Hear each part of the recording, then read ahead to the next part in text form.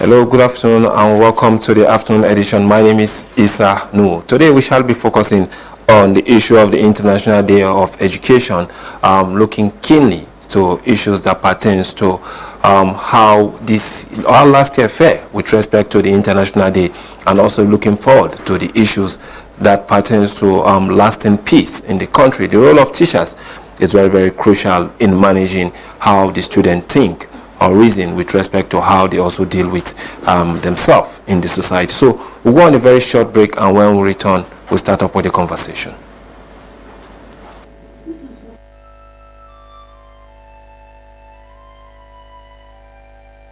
We are a nation blessed with people of diverse cultures, religions, languages, and opinions. It is ironic that we are now being ripped apart by our greatest strength, our diversity. We have allowed intolerance, insensitivity, bigotry, and nepotism to blind our vision of the greatness we can achieve working together as one. We may not have the same culture, nor religion, nor language, but we all belong to the same nation by the divine will of God. We did not choose to be Nigerians. Nigeria chose us. This nation is our divine heritage, and if we open our eyes, we would realize that what divides us pales in comparison to what unites us. And by the comparison and conciliation of our differences, we will grow until our differences disappear. Our unity cannot be willed by mere declarations, nor do we get unity by ignoring the questions that beg for answers. We must celebrate our diversity and debate our differences without fracturing our unity. Our strength is not in our numbers, but in our unity, because even the weak become strong when united. Nigeria unite. This message is brought to you by Abuja Broadcasting Corporation, owners and operators of Aso Radio 93.5 FM Abuja, Aso Television DSTV Channel 392, Star Times Terrestrial Channel 127, Free TV Channel 507, People's TV Channel 285, and UHF Channel 38.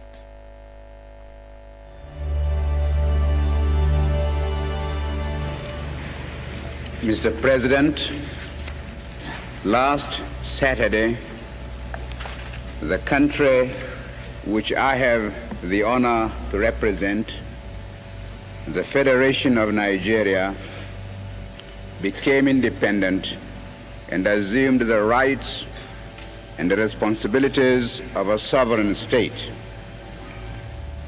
Today, Nigeria has been admitted into the United Nations organization and assumes still more responsibilities. I wish to make our position plain beyond any matter of doubt as regards the African continent. We in Nigeria appreciate the advantages which the size of our country and of its population give us, but we have absolutely no aggressive intentions. We shall never impose ourselves upon any other country and shall treat every African territory, big or small, as our equal, because we honestly feel that it is only on that basis of equality that we turn before politics. But we are totally unwilling to be diverted from the ideals which we think true. That is the reason, Mr. President, why we in Nigeria shall not be found to align ourselves as a matter of routine with any particular bloc. Indeed, I hate the very idea of blocs existing at all in the United Nations. It seems to me to be a contradiction in terms. When we hear the world crying out for peace, we may receive the inspiration to deal with these intractable problems and be able really to devote all our resources to the advancement of mankind by applying those eternal truths which will inevitably persist long after we ourselves are utterly forgotten. Thank you, Mr. President.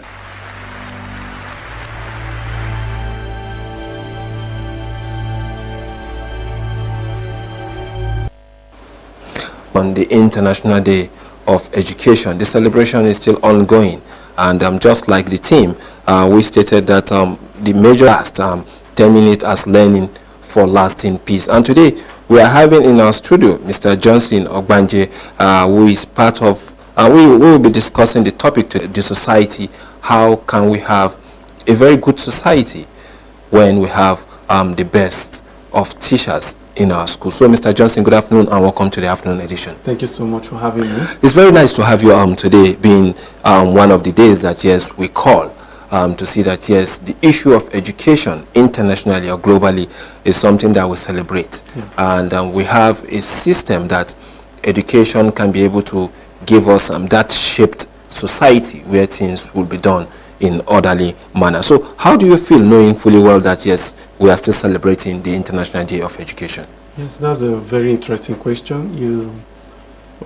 One of the things I would like us to start talking about is the fact that any society that does not prioritize education will always have these lapses and these loopholes in there.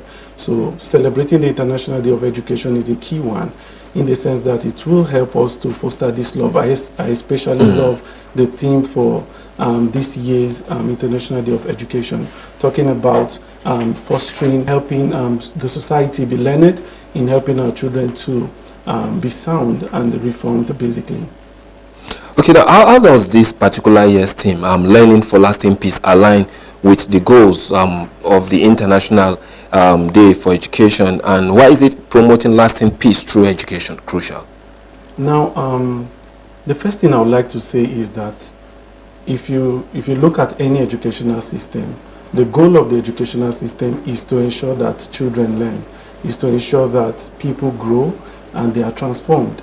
But then, if a society does not have peace, if a society is wanting of that peace and that fosters people to come together to learn, then there will be no learning going on.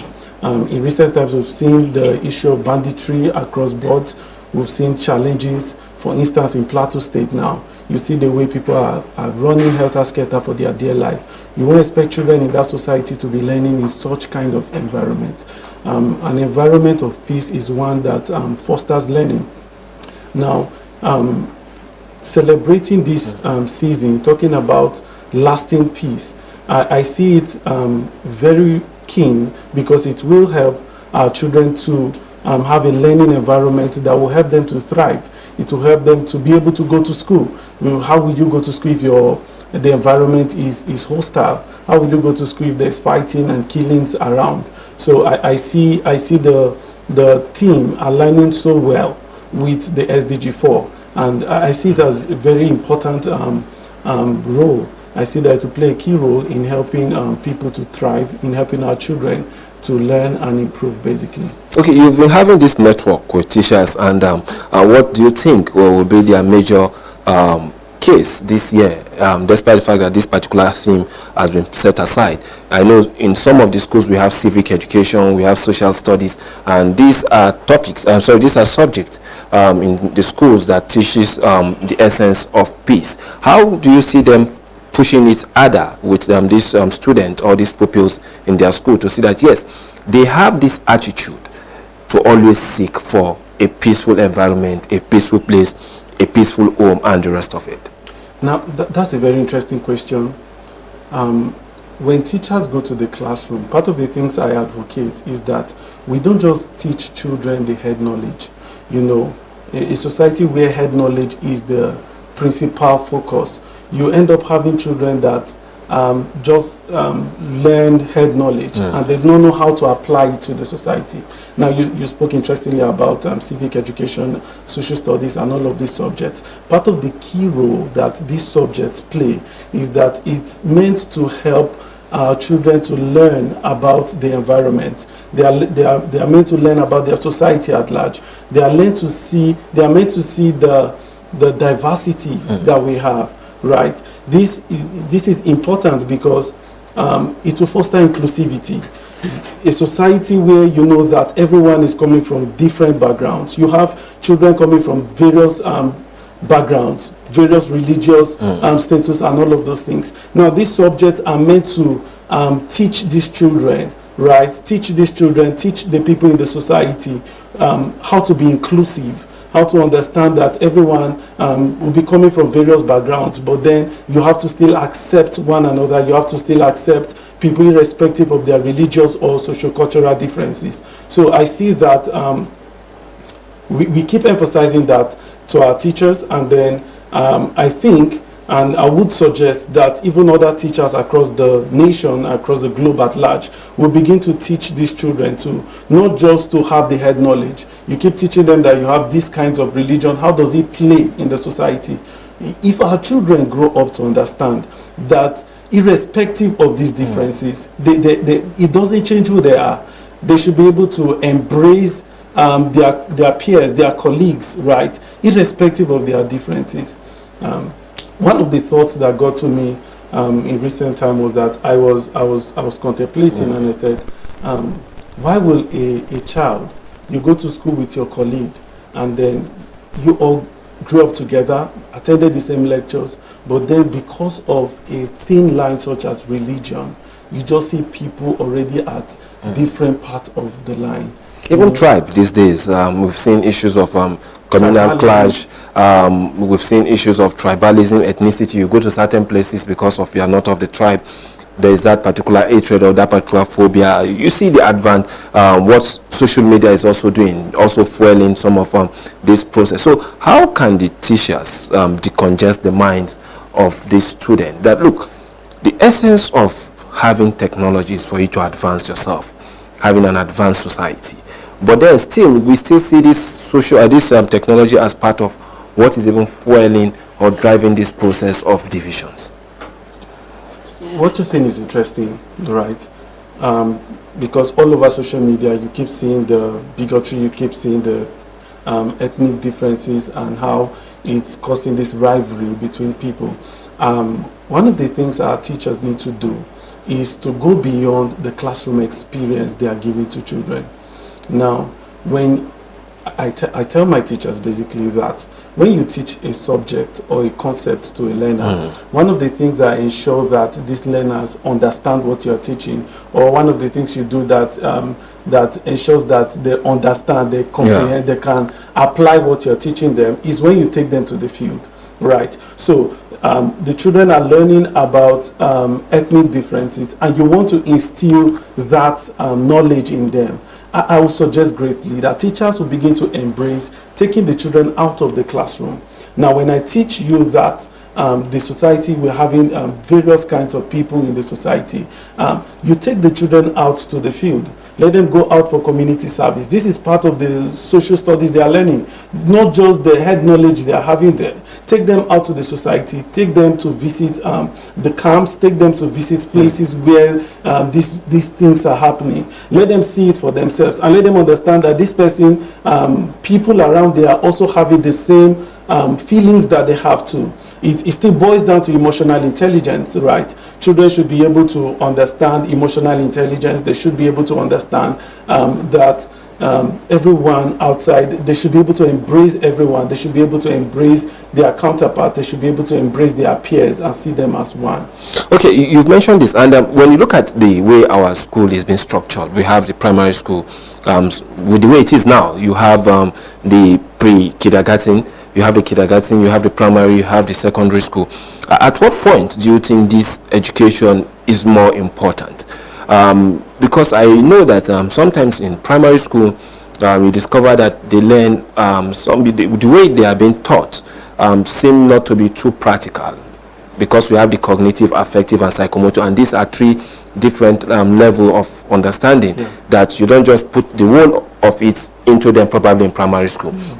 But in secondary school, at that particular point in time, you discover that these students, apart from just reading, writing, you see that these three domains are actually very, very effective. So don't you think it is at this particular point in time that issues like this should be properly be brought to book? They should be taught about it and then go to the society and also preach it?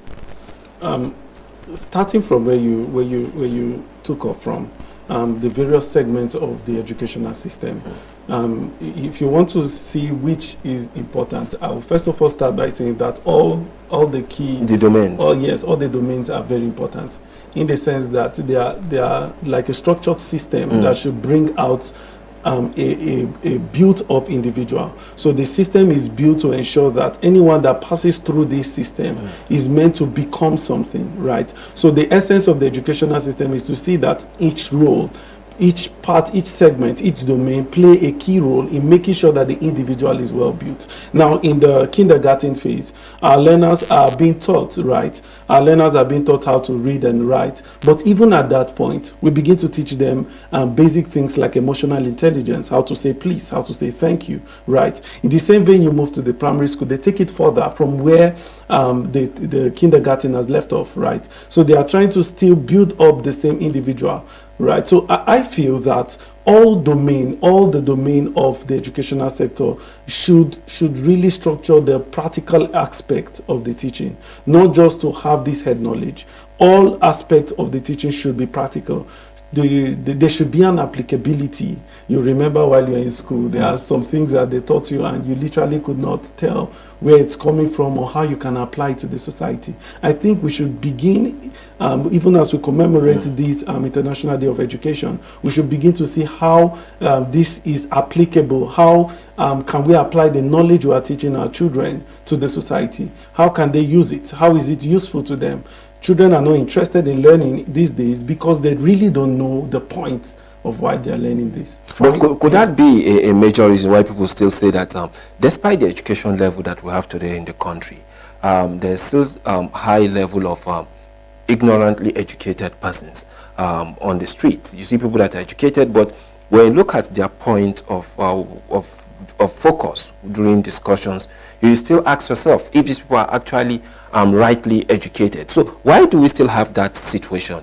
Because we have them, they can write, they can read, but then still that mannerism of them discussing issues still plays a negative role in the society. You've raised an interesting point.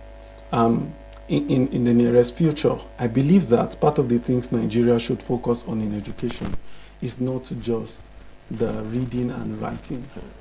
Part of the content of our curriculum, which I feel is being neglected or is not being addressed, is the issue of morality, the issue of leadership, and the issue of finance. You see, these three aspects of education is not really being taught practically in the educational system. So most people have the concept of go to school, get a good job, and have a family and all of that. The rat race keep continuing that way. So you keep seeing half-baked individuals in the society. So you constantly see people who are not transformed and they are out there. You see poor morals, you see bad characters and all of those things. Even when you hear the conversations across the street, you could see people that have gone to school, they come out of their account when they... I feel that the educational system has not really part of the things that has been excluded from it, or we should be added to it, is teaching our children, and we should start now, right? Teaching our children the concept of morality, teaching them leadership and character, teaching them finance. These three aspects should be included in the system so that anyone that is coming out will learn how to behave, how to treat his colleague even outside, how to lead change, right, in the society and all that. But then some persons have also argued with respect to this particular fact that well, the issue of giving them that morale is something that has to do with the parent at home. The teachers, sometimes they do argue that you don't leave your responsibility to us as teachers. You have your responsibility to train your child and give them morale. So at what point should we base it? Should it be an issue for the teacher, or it should be an issue for the home? I did a training few months ago for teachers, right? And when I went there, I asked them the same question: who do you think is responsible for the transformation of a child? It's a very serious question.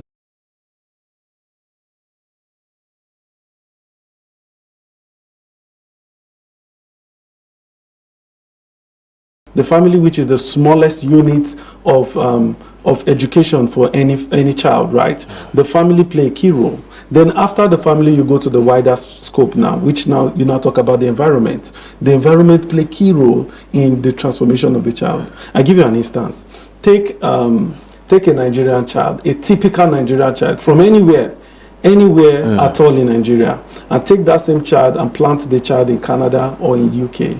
Give the child 5 years and become who he should be, right? So family play a key role, the environment play a key role, the community, the environment includes the community, and then the religious society. Now, if this tripartite factor is not being put together, everyone has to come together to ensure that the child grows. So while the family are instilling value, you want to ensure that the society is instilling the same value, right? And you want to ensure that the religious society is also instilling the same value. That's when you now get a wholesome child. But then when the family is teaching a child to do well, behave well, say please and thank you, and the child goes to school and the teacher say he beat you this way, go ahead and beat him back. What are we now saying? You see that there's now conflict in the ideology that is being passed across to the child. Or when the child moves, maybe the school is saying the same thing, the family is saying the same thing, but then when the child goes out, go to the religious society now, and then there's something different happening there. What? You not have a child that is wholesome. You not have a child that is fully transformed. So I feel this is Okay, so in this particular case now, looking keenly on what you've just stated, you've mentioned this tripartite pattern, which is very key: the religious body, the environment, which also includes the school, and then you also talk about the family, which is a nucleus on its own. These are three key components that actually makes up the child. But there's something missing in all these. We are now in the 21st century where the social media environment is also very, very key to my phone. Before COVID-19, I was not that glued to it. But during COVID-19, the phone is now part of my own family, because that is where I can easily talk to people. That's where I can easily talk to family members and the rest of it. So it's another environment entirely that also goes a long way in determining what the child becomes. So how do we now pattern the child's life, going beyond this tripartite pathway that you set, looking at social media as also a major factor contributing to how moral or immoral the society is or the child will become? Interesting, right? The social media has a key role to play too, and it's part of the learning environment, right? It's part of the learning environment for any child. I did a training for parents some months back, I think last year, how much screen time is too much for my kids, so that parents get to know how much time a child should spend on their digital devices. I was trying to explain to parents that while we are trying to foster technology in education, part of the things we have to put in place is that we ensure that we guide the content our children are learning from the environment. Now, many parents are ignorant of the fact that there are aspects, there are content in the social media that is fostering violence, that is fostering hate and all of those things in the minds of children. Sometime last year, something was trending on Twitter. A 5-year-old boy was asked what he wants to be when he grew up, and then he stood in front of the camera and said he wants to be a serial killer. I don't know if you saw that video. Yeah. He said he wants to be a serial killer, and why he was asked that, he said he wants to kill everybody in the world. And when he was asked why, he said he watched the movie and he enjoyed the fact that people were killing, and he just loved killing. Basically, that's what he said.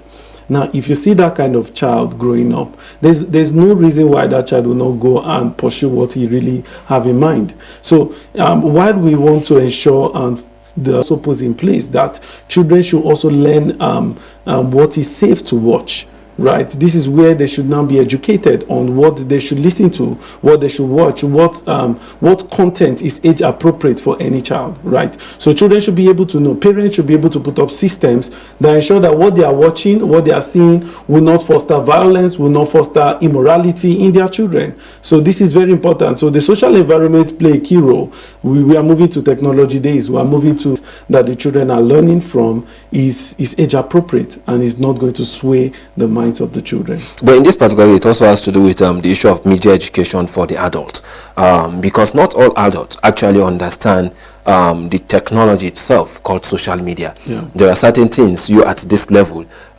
you can do, even yourself, and then you discover that when you give it to a younger brother of about, let me say, within the age of 16 to 18, the way they manipulate the social media, it's something that it becomes so strange. Yeah. So you start questioning yourself, how do they get this knowledge? Yeah. Because now it also has to do with how can we as adults get the best knowledge in terms of the social media knowledge, so that we can know how to also put stringent means for the child not to cross the boundary that is required of them. Okay, the first thing adults have to do in ensuring that they stay guided is for you to have a priority. You must know exactly what you're going online to do, and you must know who you are following, in fact, because the social media, right? So this is a system that has to be put in place. That way, if you understand that same system, you can now replicate the same in your younger or child or any younger one, basically. Okay, thank you so much, Mr. Johnson Ogbanje. We'll be going on a very short break now. We've been discussing the issue of the International Day of Education and how we can use it to promote peace. And the teachers definitely have a key role to play in the society, making sure that, yes, you don't just teach these children what it means, what is the definition of peace and the rest. You must take them to the society where they can actually see that, yes, they can contribute their own quota in terms of preaching peace, getting people to settle conflict and all that is necessary for a better society. So let's take this break, and when we return, we continue with Mr. Johnson Ogbanje. The welfare of millions of people for generations to come may be affected by the wisdom which we here display. If Nigerian leaders and our British partners are to prove themselves worthy of their trust, now is the time for us solemnly and truly to dedicate ourselves to seeking the greatest good of the greatest number of our people in Nigeria. Independence for Nigeria in 1960 is imperative. But independence for Nigeria as a corporate entity is not enough. The peoples of Nigeria, with one constitution and one law for all. Let us therefore, Mr. Chairman, sir, close our ears to the counsel of despair, which says that we cannot here at this conference agree on a constitution. If there's any doubt among us as to what should be written into the constitution, let us, as Democrats that we profess ourselves to be, refer such problems, as the Gaulle has done recently, to the people whom we profess to represent, either just before or at the federal elections late in 1959. Welcome back from the break. Just before the break, I did inform that we are having a conversation with the director of Network for Teachers, and who is here, Mr. Johnson Ogbanje, discussing the issue of the International Day of Education, looking at how we can build a peaceful society. So, Mr. Johnson, just before the break, we have deep conversation on how important the pathway you stated, that of the society, the school, and then the family unit, how they can help in formulating a child with a very good moral. But then there's this aspect of it also that is very, very key. What role do you think the cross-cultural educational system play in breaking down these stereotypes and promoting mutual respect among diverse communities? Okay, yeah.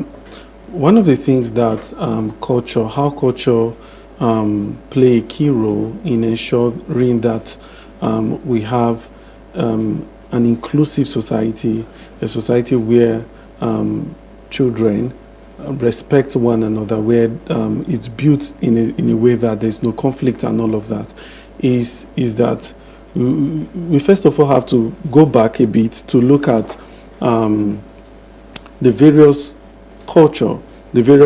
For instance, one of the things I love most is the Yoruba culture, for instance. One of the things they promote is respect. They promote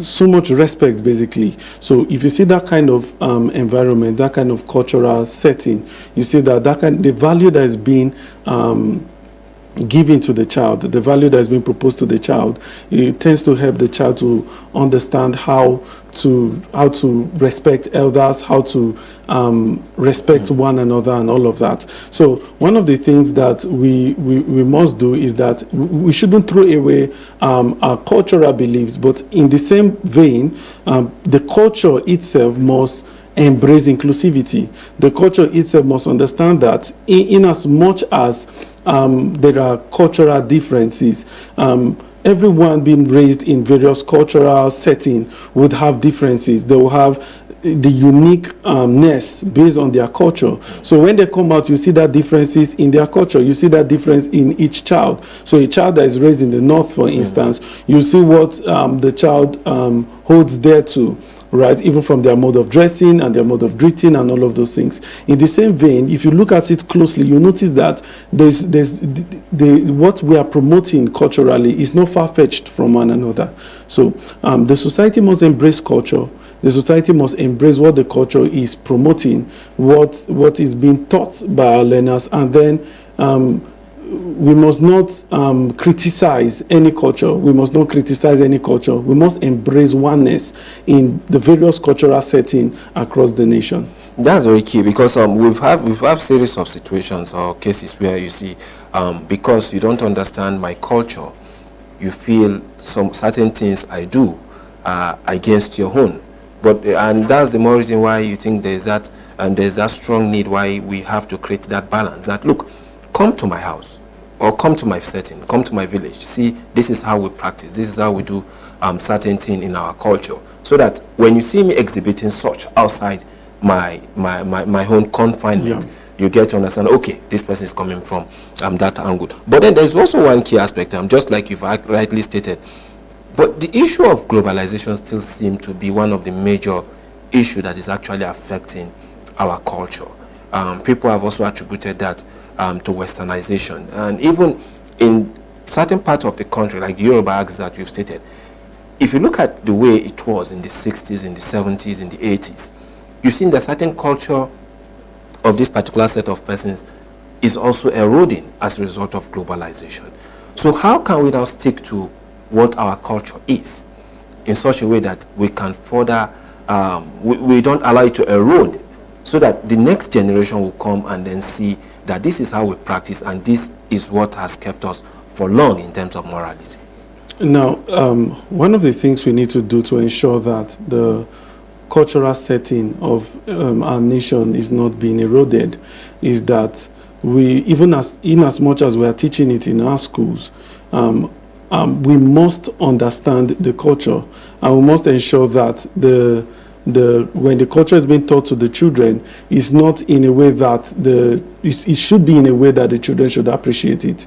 I'm going to keenly advise that schools and institutions, our parents and all that, should be able to still embrace, should be able to still teach that culture to the children.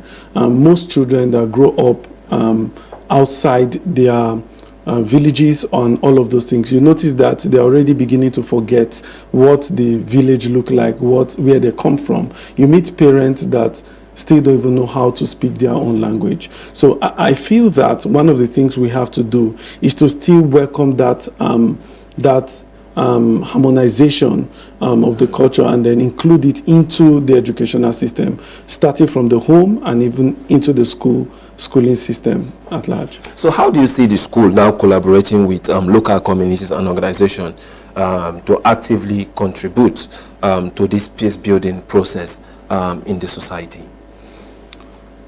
One thing we have to do, one thing schools have to do, is that in every community that they find themselves in, I think one of the things we have to do is to go through go through the culture, that the environment, the community that the school is being formed in, what cultural role is being played there, what is happening in that culture, what is happening in that community, what exactly is going on in that community, in that environment at large. So I think that our schooling system have to still embrace what's happening in the community. And then I see our religious leaders and our community leaders playing key role. Stakeholders in education also playing key role to ensure that this lasting peace is being built. If religious leaders in various communities come out and enforce that they are after peace and progress in the peace and oneness that we are looking for, especially this year, would be formed. Yeah. Now, one key aspect that is very, very important, because we've used this particular term for some time now, the issue of community, and we know what role. Many of us, we just have this assumption that, oh, okay, let us have a community leader, basically to solve a problem of when there's light. When there's no light, then probably if we are using the government water system, when we have problem with our water system, we just call them. But then, do we look beyond that as community leaders in our various community and say, look, it is not just the issue of when there is energy, when there is power, or when there is no power that we can also serve. We also look at the issue of how these children within our community are also growing, and who are they associating themselves with in other community that's also affecting the society as a whole. Yeah, it's important, because when rulers in a particular community setting, if the rulers in those settings is not just established just for a singular role, you have a community that is wholesome. You have a community that is wholesome. When rulers in a society shown that they propagate that oneness, they propagate the same thing you're talking about, the lasting peace. Now, you have children that come out to be wholesome. You have children that come out to be a issue in the community. It should be generically right. The rulers in the society should also be sound. The rulers in the society should also be sound, should also understand that the people in that community, we want to groom them to be able to embrace one another and all that. Okay, moving up in your agency now, probably let me say in your institution, that's a network of exceptional teachers. When you put up these teachers together, even amongst the teachers, when you're a teacher, doesn't mean that you have all the character that is needed of a person.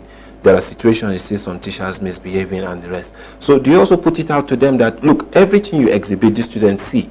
Everything you say, this student hear, and every action you take, they also observe and they also take through. They also adopt some of this, and then they make use of it in the wider society. Absolutely, absolutely, absolutely. Children learn basically by modeling.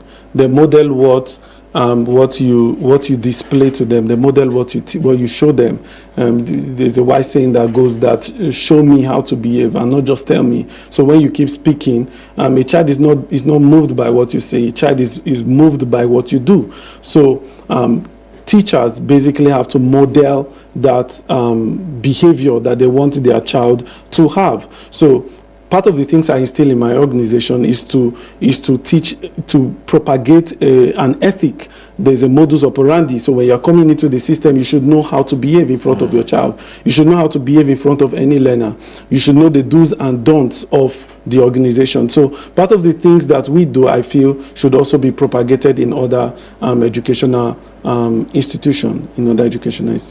Okay, moving forward now, for your agency or your company or your group, do you at some point also go out for programs where you also enlighten people probably on the street and or get into a community? Because now we are talking about education in general, where you have different leaders coming together, saying the teachers, the parents, the religious leaders, traditional rulers coming together to foster peace in the society. Yes, one of the things that our organization has been able to set up is a campaign called the Send Me to School initiative. It started in 2019 during my service year. Part of the things we are doing there in Yobe State now, when I went there, I realized the gap in learning of children. I noticed that there are numbers of out-of-school children. The statistics don't lie. When I went there, I saw children that are not in school. They're just out there in the streets. The number of children in the streets are much more than the children you find in the classroom. Part of the things I was thinking about before coming here is that our SDG 4 have a goal to be achieved in 2030. Where are we at right now? So part of the things we are doing to see that we help these children come, we organize training programs, and then we see how we can have children go to school for free. We organize free trainings and free schooling system for our children across various regions there. So it's a good one. It's what we are doing, and I'll advocate that other educational institutions and other people that have passion for educational systems should be able to put up systems like this to help people who are out of school to gain access to quality education. We also do trainings across boards, helping teachers to know how to teach effectively and how to include the 21st century model of teaching in their classrooms. Okay, lastly, what's your take on this particular day of the International Day of Teachers? Sorry. Yeah, we are commemorating the International Day of Education, yeah, for lasting peace. We see that lasting peace, education for lasting peace, is the theme. My take on this is that beyond the classroom teaching, beyond the head knowledge that we are giving to our children, we should instill in them values that will help them to embrace peace and oneness across the nation. Thank you so much, Mr. Johnson Ogbanje. That's the head of the network for teachers, network of exceptional teachers here in Abuja, and we hope to have you more often so that we can have a very good discussion on other issues that pertain to education. Thank you. This is how far we can go today on the afternoon edition. My name is Isanu. We've been discussing issues on the International Days of Teachers and making sure that, yes, we have a society where the teachers can instill the necessary or the needed morals to our children, and then we have a better society that we can all live and be happy with. Have a wonderful day and stay blessed.